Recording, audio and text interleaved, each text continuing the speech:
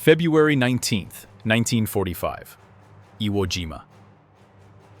An island of black volcanic rock. By the end of the day, hundreds of Marines lay dead. And the most feared weapon of the Pacific would leave scars that never healed. Iwo Jima was not just another piece of land. It was a nightmare in the middle of the Pacific. Barely 8 square miles long, it looked like a jagged scar. The ground was made of volcanic ash that swallowed boots and trapped tanks. There was no cover, no rivers, no forests, no shelter.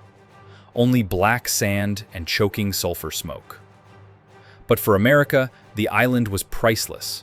It was halfway between the Mariana Islands and Japan. If the US could take it, its crippled bombers would have a safe place to land, and fighter planes could finally escort the massive B-29s on bombing runs over Tokyo. If they failed, Iwo Jima would become a graveyard. The Japanese commander, General Tadamichi Kuribayashi, knew the Americans were coming. He knew he couldn't win in the long run, but he wanted to make the US pay so much for every inch that they might think twice about invading Japan itself. Instead of building trenches or preparing wild bonsai charges, Kuribayashi ordered something different: tunnels. His men carved more than 11 miles of underground passages through the island. Pillboxes, artillery nests, and command centers were buried into the rock, reinforced with steel and concrete. The surface looked empty, but underground was a hidden fortress waiting to bleed the Americans dry. On February 19th, the Marines came. Before they landed, naval guns and bombers pounded the island with one of the heaviest bombardments of the war. Explosions tore craters into the volcanic slopes. Smoke and fire filled the air. Some Marines thought nothing could have survived. Then they hit the beach. Higgins boats dropped thousands of men onto the black sand. That's when they realized something was wrong. The volcanic ash trapped their feet. Tanks and vehicles bogged down and spun their tracks helplessly. And worse, there was silence. For nearly an hour, the Japanese didn't fire a shot. Then it began. From the pillboxes and camouflaged slopes, the hidden guns opened fire. Mortars landed among the landing craft. Pre-sighted artillery tore into the crowded beaches. Machine guns shredded Marines as they struggled to climb the slope. Within minutes, confidence turned into chaos. The Japanese had waited until the beaches were full, and now the Americans were trapped in a killing field. Even when Marines managed to push inland, they found themselves trapped in a nightmare. The island wasn't divided by front lines. Instead, every ridge hid a concrete bunker. Every crater had a tunnel. Clear one pillbox, and within hours, Japanese troops would slip back into it through an underground passage. Each pillbox was designed to survive almost anything. Naval guns couldn't break them. Tank shells often bounced off. The firing slits were hidden and overlapped, so each bunker could protect the one beside it. It was a fortress, inside a volcano. Marines trying to attack them were caught in open ground with nowhere to hide. Grenades and satchel charges only worked if someone could crawl close enough under machine gun fire. And even then, the zigzag interiors of the bunkers often absorbed the blast. The Americans needed something different. Something that could reach into the tunnels and choke the enemy out. The answer was fire. Flamethrowers. They weren't new. The weapon had been around since World War I, but on Iwo Jima, it became the only way to fight an enemy hidden in concrete and stone. Fire didn't bounce off walls. It didn't stop at corners. It crawled through tunnels, filled every space, robbed men of air, and turned hiding into death. The Marines began strapping flamethrowers to their backs. The model was called the M2. Fully loaded, it weighed about 70 pounds. 2 big tanks of fuel and 1 tank of compressed gas were strapped to the operator's back like a bomb waiting to go off. The nozzle, held like a rifle, had a white phosphorus igniter at the tip. Pull the trigger, and a stream of liquid fire roared out up to 30 yards. But there was a catch. The M2 had fuel for just 10 seconds of fire. That was it. 10 seconds to kill or be killed. The Marines who carried flamethrowers were walking death sentences. Everyone knew it. The moment an operator opened fire, every Japanese soldier nearby zeroed in on him. Riflemen, machine gunners, mortars, they all targeted the man with the tanks on his back. Many operators didn't live longer than 4 minutes once combat started. The Japanese feared flamethrowers more than any other weapon. They called the operators demons. Their commanders gave direct orders to kill them at any cost. Some operators who ran out of fuel were ambushed, shot, or dragged into caves alive. Marines told stories of hearing their screams for hours before they stopped. That's why many flamethrower operators begged their friends to promise them one thing: if they were ever captured, shoot them before the enemy could. They knew what was waiting in the darkness.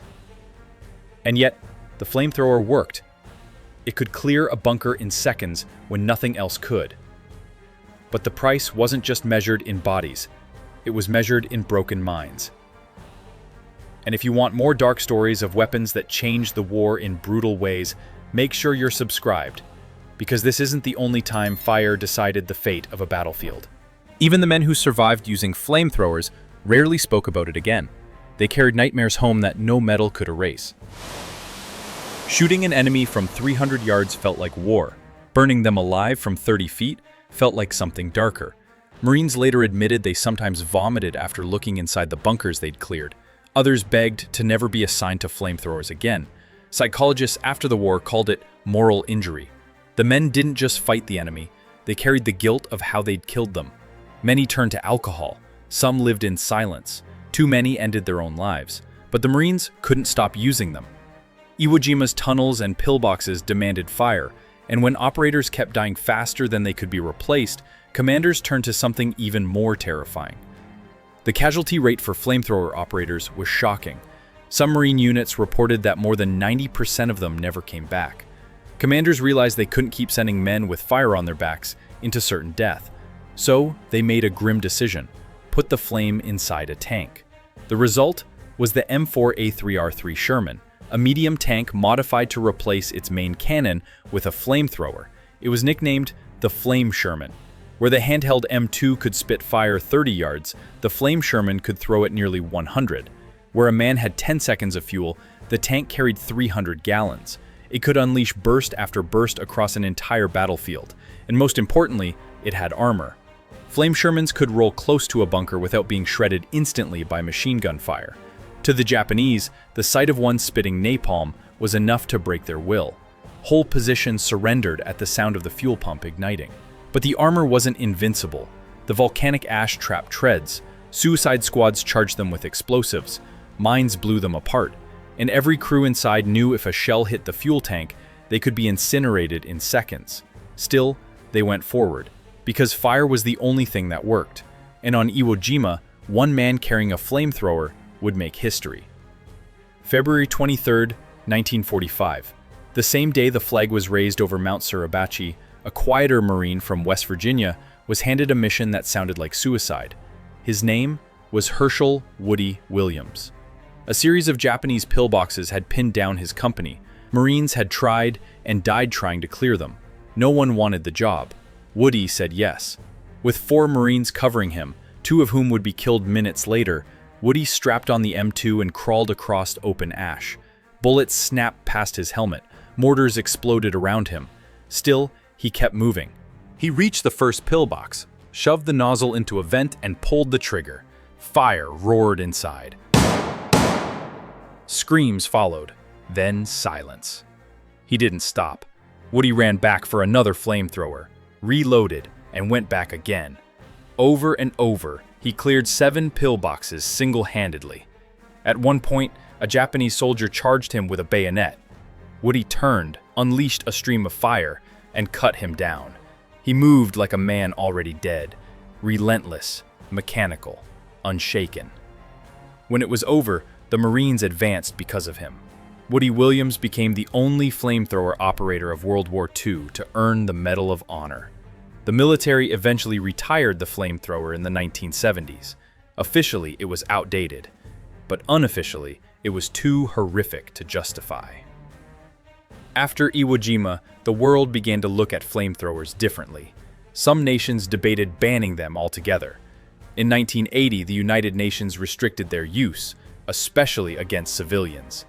Even the US military distanced itself, not because they didn't work, but because they worked too well. Out of 335 flamethrower operators sent to Iwo Jima, only 18 survived. That's a 92% casualty rate. They were human torches sent into hell, knowing they had almost no chance to return. And yet, without them, the battle might not have been won. Iwo Jima became a stepping stone toward Japan, a bloody symbol that the Americans could not be stopped. Here's the controversial truth. America didn't just win because of bombs and bullets. They won because, when no other weapon worked, they had men willing to carry fire on their backs, and tanks that could spit it out in rivers of flame.